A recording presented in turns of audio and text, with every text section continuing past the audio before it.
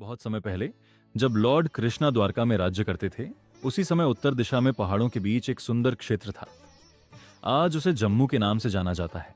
वहां एक छोटा सा गांव था। उस गांव में एक गरीब लेकिन बहुत भक्तिमान ब्राह्मण रहता था। उसका नाम माधव था।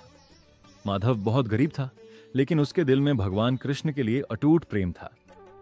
हर सुबह वह नदी के किनारे बैठकर बांसुरी की धुन सुनने की कल्पना करता और कहता, हे प्रभु कृष्ण, एक बार मेरे घर आ जाओ, मैं तुम्हें अपने हाथ से भोजन कराऊंगा। गांव वाले उसकी बात सुनकर हंसते थे। वे कहते, अरे माधव, भगवान कृष्ण द्वारका में रहते हैं, क्या वे तुम्हारे छोटे से घर आएंगे? लेकिन माधव को पूरा विश्वास था। एक दिन आया रहस्यमय अतिथि। एक दिन शाम के समय पहाड़ों पर तेज बारिश होने लगी। ठंडी हवा चल रही थी। तभी माधव के दरवाजे पर किसी ने दस्तक दी। माधव ने दरवाजा खोला तो देखा एक सुंदर युवक खड़ा है। उसके चेहरे पर अद्भुत तेज था, हाथ में बांसुरी थी और पीले रंग के वस्त्र पहने हुए था। युवक ने मुस्कुराकर कहा, भाई, मैं दूर से आया यात्री हूं, क्या आज रात मुझे आश्रय मिल सकता है? माधव ने तुरंत कहा, अतिथि देवता समान होते हैं, मेरा घर छोटा है लेकिन दिल से आपका स्वागत है। गरीब घर का भोजन माधव की पत्नी ने रसोई में देखा तो घर में बस थोड़ा सा चावल और दाल थी। वह चिंता करने लगी, इतने बड़े अतिथि को इतना साधारण भोजन कैसे दें? माधव ने मुस्कुराकर कहा, भगवान का नाम लेकर जो भी देंगे वही प्रसाद बन जाएगा। थोड़ी देर बाद उन्होंने साधारण खिचड़ी बनाई और उस अतिथि को प्रेम से परोस दी। युवक ने बहुत आनंद से भोजन किया। उसकी आंखों में खुशी चमक रही थी। रात की अद्भुत घटना। रात में माधव सोने जा रहा था, तभी उसने आंगन से बांसुरी की मधुर धुन सुनी। वह बाहर आया तो आश्चर्य से देखता रह गया। वह युवक बांसुरी बजा रहा था और जैसे ही बांसुरी बजती, आसपास के जंगल से हिरण, पक्षी और गाय आकर बैठ जाते।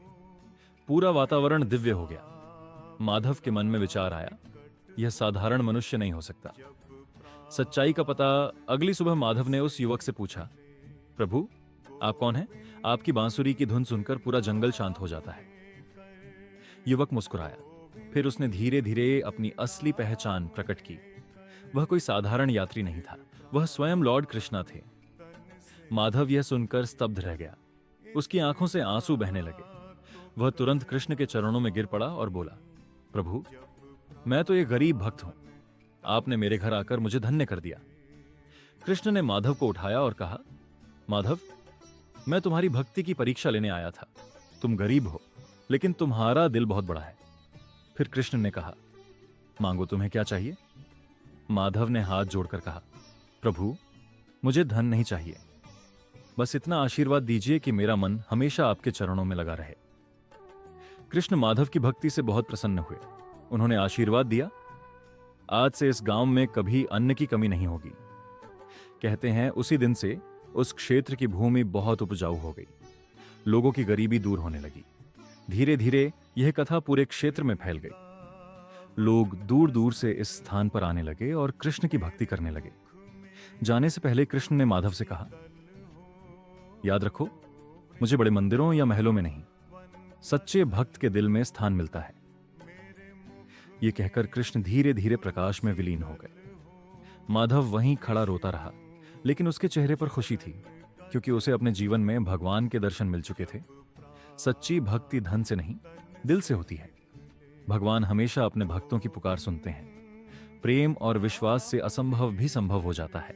कहानी अच्छा लगे तो लाइक और सब्सक्राइब जरूर करें। कमेंट बॉक्स में जय श्री कृष्ण जरूर